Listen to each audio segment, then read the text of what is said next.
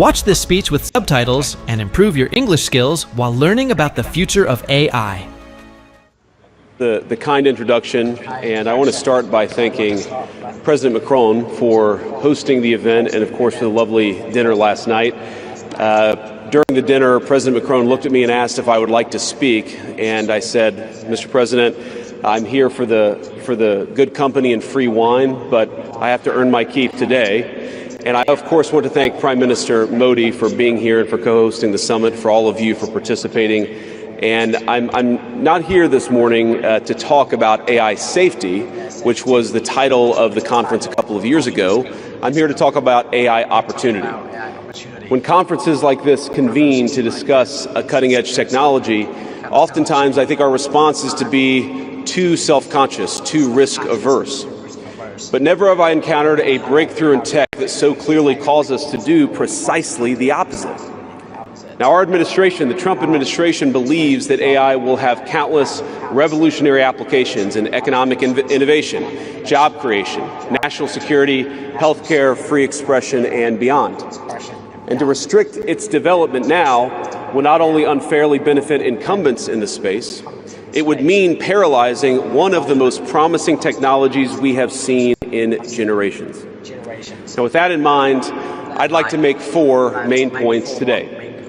Number 1, this administration will ensure that American AI technology continues to be the gold standard worldwide, and we are the partner of choice for others, foreign countries, and certainly businesses as they expand their own use of AI.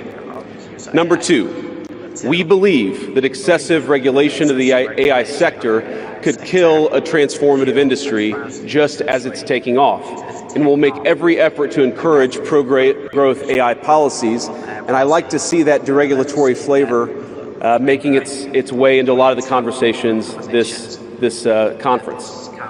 Number 3, we feel very strongly that AI must remain free from ideological bias, and that American AI will not be co-opted into a tool for authoritarian censorship.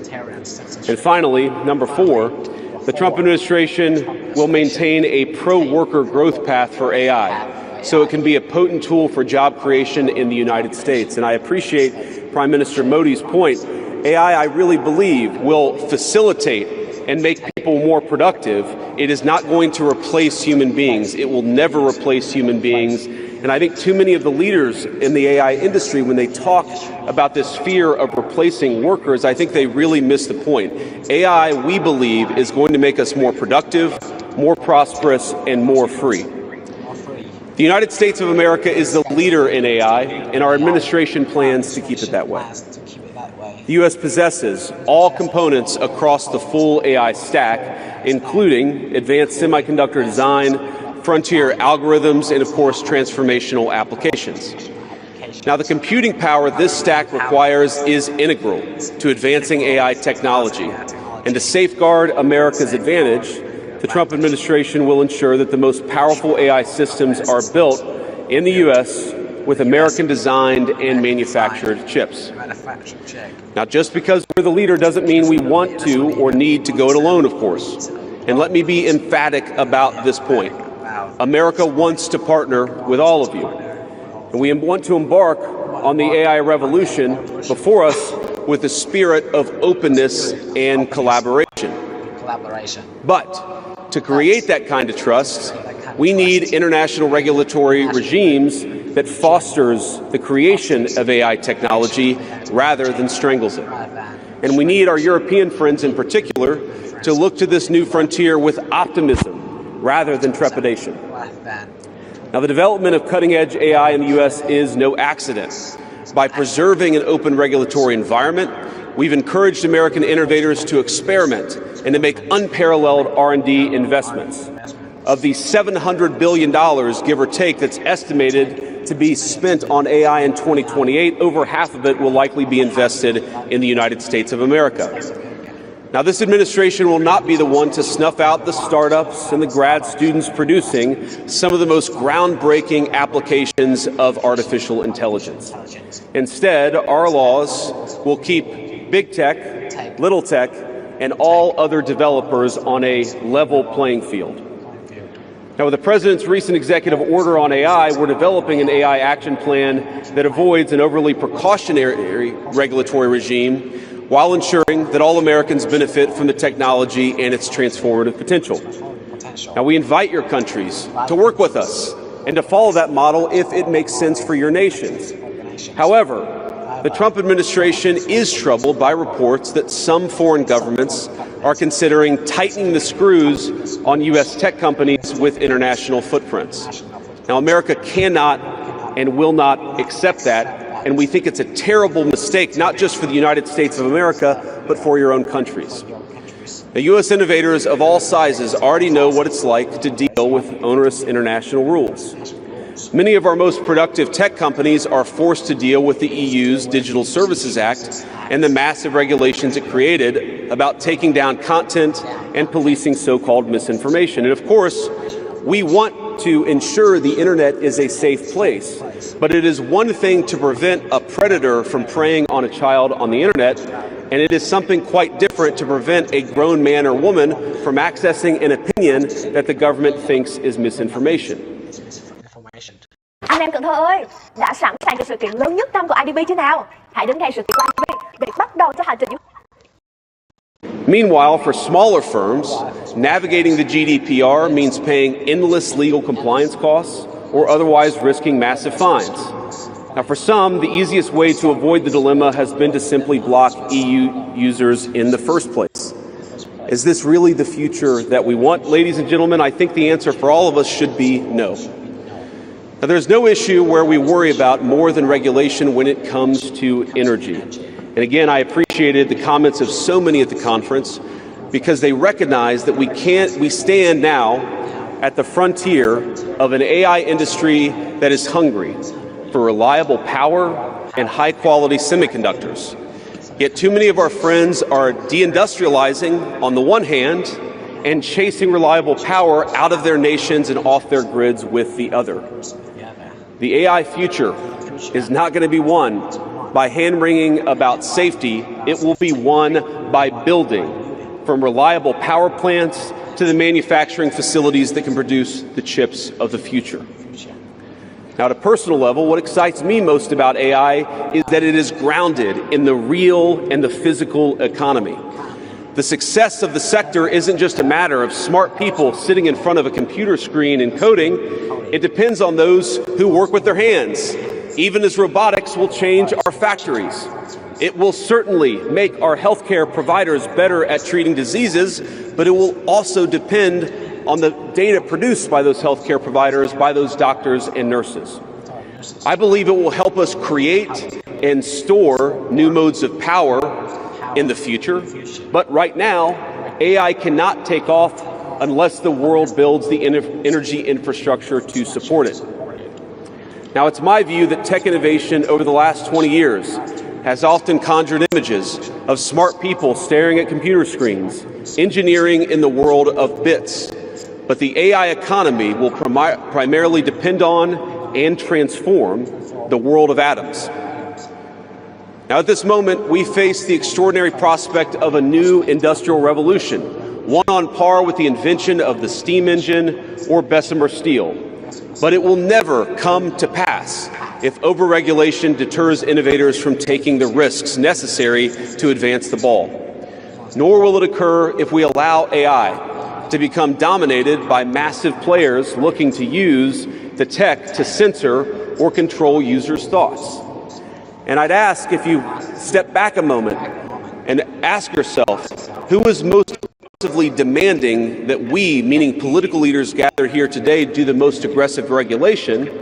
It is very often the people who already have an incumbent advantage in the market. And when a massive incumbent comes to us asking us for safety regulations, we ought to ask whether that safety regulation is for the benefit of our people or whether it's for the benefit of the incumbent. Now, over the last few years, we've watched as governments, businesses, and nonprofit organizations have advanced unpopular and, I believe, downright ahistorical social agendas through AI. In the U.S., we had AI image generators trying to tell us that George Washington was black or that America's doughboys in World War I were in fact women. Now, we laugh at this now, and of course it was ridiculous, but we have to remember the lessons from that ridiculous moment. And what we take from it is that the Trump administration will ensure that AI systems developed in America are free from ideological bias and never restrict our citizens' right to free speech. We can trust our people to think, to consume information, to develop their own ideas, and to debate with one another in the open marketplace of ideas. Now, we've also watched as hostile foreign adversaries have weaponized AI software to rewrite history, surveil users, and censor speech. This is hardly new, of course. As they do with other tech, some authoritarian regimes have stolen and used AI to strengthen their military, intelligence, and surveillance capabilities, capture foreign data, and create propaganda to undermine other nations' national security. I want to be clear. This administration will block such efforts, full stop. We will safeguard American AI and chip technologies from theft and misuse, work with our allies and partners to strengthen and extend these protections, and close pathways to adversaries attaining AI capabilities that threaten all of our people. And I would also remind our international friends here today that partnering with such regimes, it never pays off in the long term. From CCTV to 5G equipment, we're all familiar with cheap tech in the marketplace that's been heavily subsidized and exported by authoritarian regimes. But as I know, and I think some of us in this room have learned from experience, partnering with them means chaining your nation to an authoritarian master that seeks to infiltrate, dig in, and seize your information infrastructure. Should a deal seem too good to be true, just remember the old adage that we learned in Silicon Valley: if you aren't paying for the product, you are the product.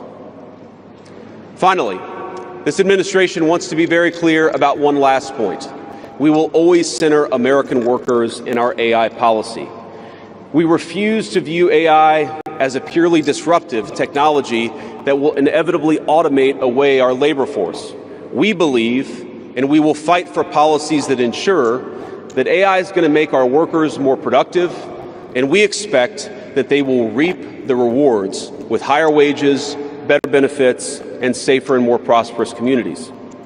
From law to medicine, manufacturing, the most immediate applications of AI almost all involve supplementing, not replacing, the work being done by Americans. Now, combined with this administration's worker-first approach to immigration, we believe that a U.S. labor force prepared to use AI to its fullest extent will instead attract the attention of businesses that have offshored some of these roles. To accomplish this, the administration will make sure that America has the best trained workforce in the world. Our schools will teach students how to manage, how to supervise, and how to interact with AI-enabled tools as they become more and more a part of our everyday lives. And as AI creates new jobs and industries, our government, businesses, and labor organizations have an obligation to work together to empower the workers, not just of the United States, but all over the country, all over the world. To that end, for all major AI policy decisions coming from the federal government, the Trump administration will guarantee American workers a seat at the table, and we're very proud of that. Now, I've taken up enough of your time, so I'd like to close with just a quick story. This is a beautiful country, President Macron, and I know that you're proud of it and should be. And yesterday, as I was touring Les Invalides with General Gravette with my 3 kids, he was kind enough to show me the sword that belonged to America's dearest international friend from our own revolution, of course, the Marquis de Lafayette. He let me hold the sword, but of course he made me put on the white gloves beforehand. And it got me thinking of this country, France, and of course of my own country, and of the beautiful civilization that we have built together with weapons like that saber. Weapons that are dangerous in the wrong hands, but are incredible tools for liberty and prosperity in the right hands. I couldn't help but think of the conference today. If we choose the wrong approach on other things that could be conceived of as dangerous, things like AI, and choose to hold ourselves back, it will alter not only our GDP or the stock market, but the very future of the project that Lafayette and the American founders set off to create. Now, this doesn't mean, of course, that all concerns about safety go out the window, but focus matters. And we must focus now on the opportunity to catch lightning in a bottle, unleash our most brilliant innovators, and use AI to improve the well-being of our nations and their peoples. With great confidence, I can say it is an opportunity that the Trump administration will not squander. And we hope everyone convened here today feels exactly the same. Thank you, and God bless you all.